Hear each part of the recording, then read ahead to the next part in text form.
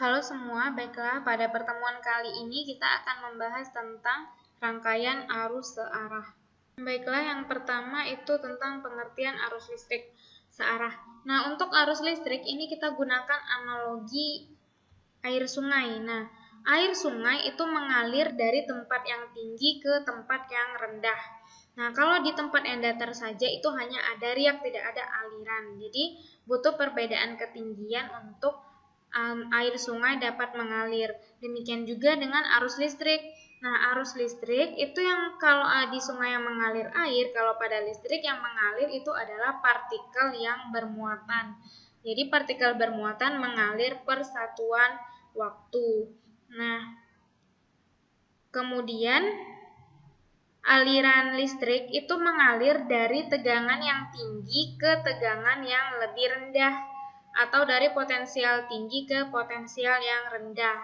Nah, untuk itu perlu adanya perbedaan potensial agar terjadi aliran listrik. Nah, kalau pada sungai perlu adanya perbedaan ketinggian agar arus sungai dapat mengalir. Kalau di listrik harus ada perbedaan potensial dari potensial tinggi ke potensial rendah.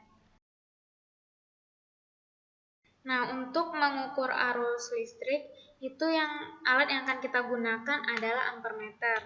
Nah, kita tahu sebelumnya kalau arus itu keluar dari muatan positif dari potensial tinggi kemudian masuk ke potensial rendah. Nah, pada pengukuran dengan menggunakan ampermeter untuk mengukur arus, nah jadi alatnya harus dipasang seri terhadap rangkaian. Nah, sebenarnya seharusnya kita menggunakan ampermeter analog, tapi pada simulasi ini kita menggunakan ampermeter digital karena hanya tersedia yang digital saja. Nah, cara memasangnya ampermeter itu dipasang seri terhadap rangkaian. Nah, kita putus dulu ini.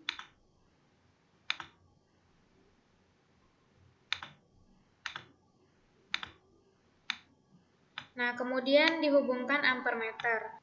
Nah, setelah ampermeter dihubungkan, dilihat bahwa arus yang mengalir melewati resistor itu adalah 0,9 ampere.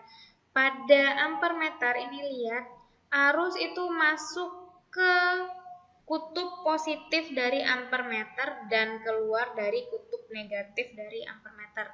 Jadi ini kutub positif dari rangkaian atau potensial tinggi rangkaian. Kemudian arus masuk juga ke kutub positif. Jadi kalau untuk mengukur arus itu positif harus ketemu positif, kemudian negatif ketemu sama negatif.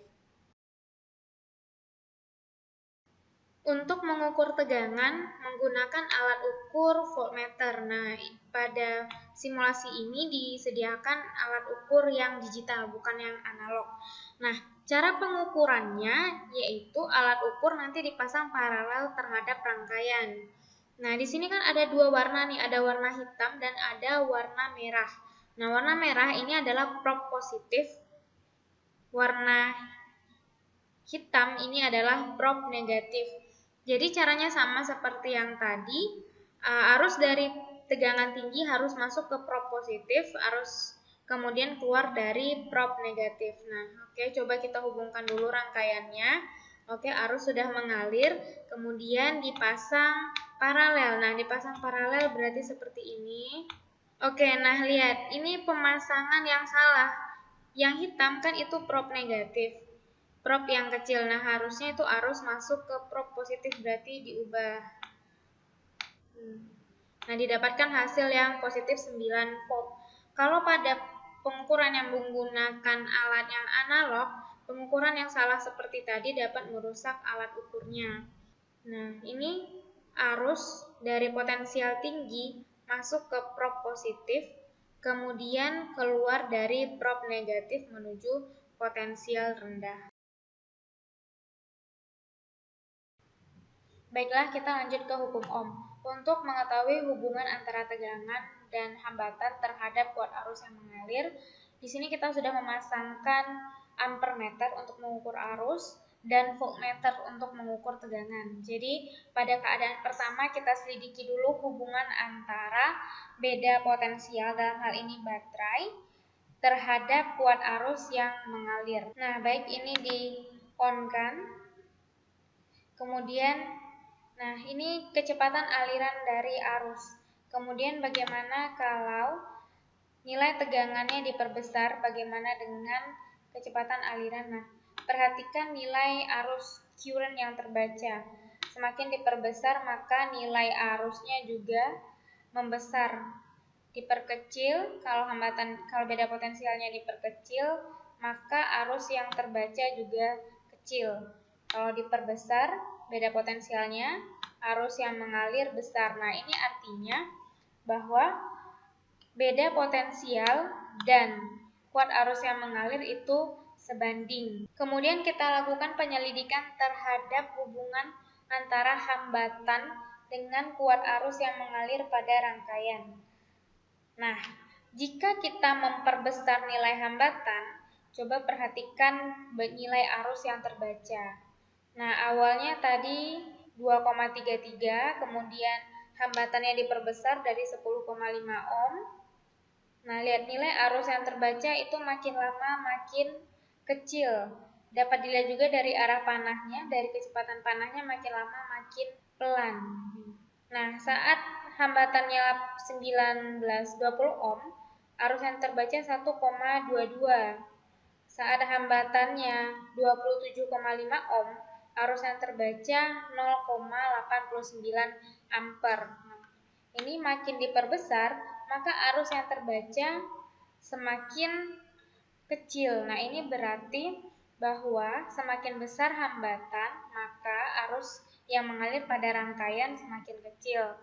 Hal ini membuktikan bahwa hambatan berbanding terbalik terhadap kuat arus. Berdasarkan video simulasi, maka dapat disimpulkan bahwa hukum Ohm yaitu kuat arus dalam suatu rangkaian sebanding dengan tegangan atau simbolnya V pada ujung-ujung rangkaian dan berbanding terbalik dengan hambatan rangkaian. Rumusan matematisnya I, kuat arus sama dengan V, tegangan bagi R, hambatan. Dengan V, tegangan listrik, volt, R, hambatan listrik, satuannya ohm, dan I, kuat arus listrik, satuannya ampere. Baik, pada simulasi kali ini kita akan membahas tentang hubungan antara Rho, hambatan jenis, L, panjang kawat, dan A, luas penampang kawat terhadap nilai dari hambatan. Nah, coba hambatan jenisnya makin diperbesar, bagaimana dengan hambatan kawat? Nah, jika hambatan jenisnya diperbesar, resistivity adalah hambatan jenis. Jika hambatan jenis diperbesar, maka hambatan juga besar. Kalau diperkecil, maka hambatan juga kecil. Berarti hambatan jenis sebanding dengan hambatan. Bagaimana dengan panjang dari kawat? Jika kawatnya makin panjang, maka nilai hambatan juga makin besar. Kalau panjang kawatnya diperkecil, nilai hambatannya juga kecil. Kemudian luas area dalam hal ini luas area kawat itu berbentuk lingkaran. Bagaimana kalau luas area kawat diperbesar? Kalau luas area kawat diperbesar, maka hambatan menjadi kecil, dan luas area diperkecil, maka hambatannya menjadi besar. Berdasarkan simulasi yang telah dilakukan, maka dapat disimpulkan bahwa hambatan listrik yang pertama itu resistor dan kawat. Nah, resistor dan kawat yang memenuhi hukum Ohm itu dinamakan konduktor ohmik. Kemudian, hambatan listrik pada kawat dipengaruhi oleh hambatan jenis kawat, panjang kawat, dan luas penampang kawat. Di mana hambatan jenis itu Rho. Hambatan jenis kawat simbolnya Rho, satuannya ohm meter. L, panjang kawat, satuannya meter. A, luas penampang kawat, satuannya meter persegi, dan R, hambatan kawat, satuannya ohm. Faktor lain yang mempengaruhi perubahan hambatan listrik adalah suhu. Nah, perubahan suhu itu juga mempengaruhi perubahan panjang. Perubahan panjang itu setara dengan perubahan dari hambatan listrik. Nah, sehingga kalau perubahan panjang rumusnya delta L sama dengan alfa L0 delta T, ini rumusnya sudah kita ketahui pas waktu di SMP dulu. Dengan alfa adalah koefisien muai, karena sebanding maka ini delta L menjadi delta R sama dengan alfa R0 kali delta T. Dengan alfa adalah koefisien muai kawat, satuannya per derajat Celcius. R0 hambatan mula-mula, satuannya ohm. Delta R perubahan hambatan listrik, satuannya ohm. Dan delta T perubahan suhu, satuannya derajat. Baik, mari kita kerjakan contoh soal.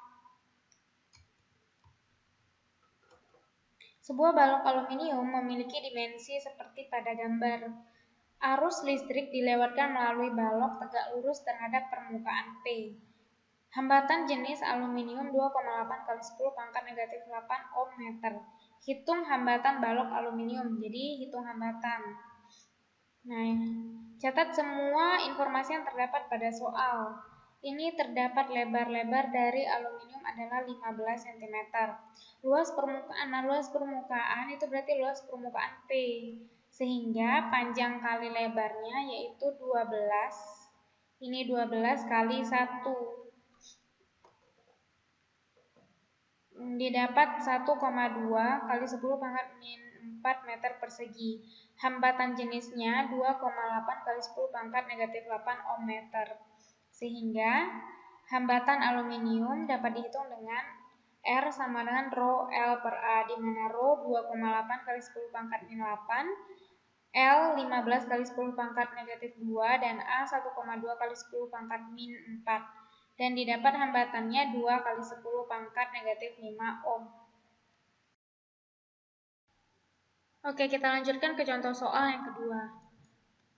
Sebuah kumparan kawat memiliki hambatan 2 ohm, 2,8 ohm, dan 3,2 ohm, masing-masing pada suhu 0 derajat Celcius, 100 derajat Celcius, dan T derajat Celcius. Nah, di soalnya tentukan nilai T. Oke, penyelesaian. Nah, kita catat semua data yang terdapat pada soal. Pada soal terdapat suhu T1. Nah, suhu T1 0 derajat Celcius, hambatannya 2 ohm. Pada suhu T2, 100 derajat Celcius, hambatannya 2,8 ohm. Suhu T3, T derajat Celcius, hambatannya 3,2 ohm. Karena terjadi perubahan suhu, maka kita menggunakan rumus delta R sama dengan alfa kali R0 kali delta T. Nah, nilai alfa belum diketahui di soal, jadi kita tentukan nilai alfa terlebih dahulu dengan menggunakan data pada T1 dan T2.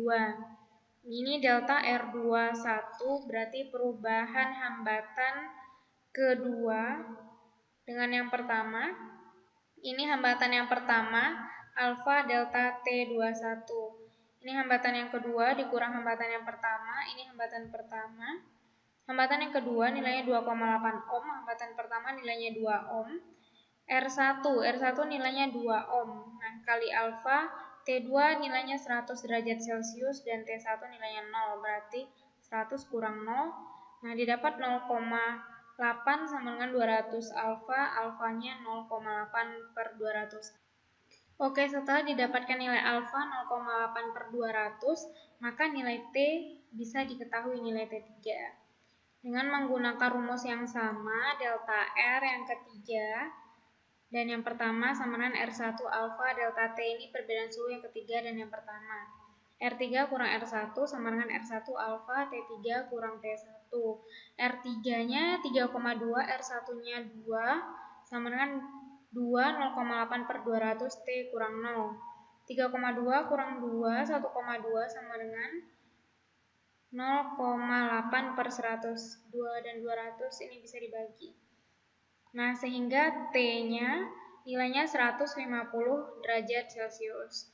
Oke, demikian video pembelajaran kali ini. Semoga dapat dipahami. Terima kasih.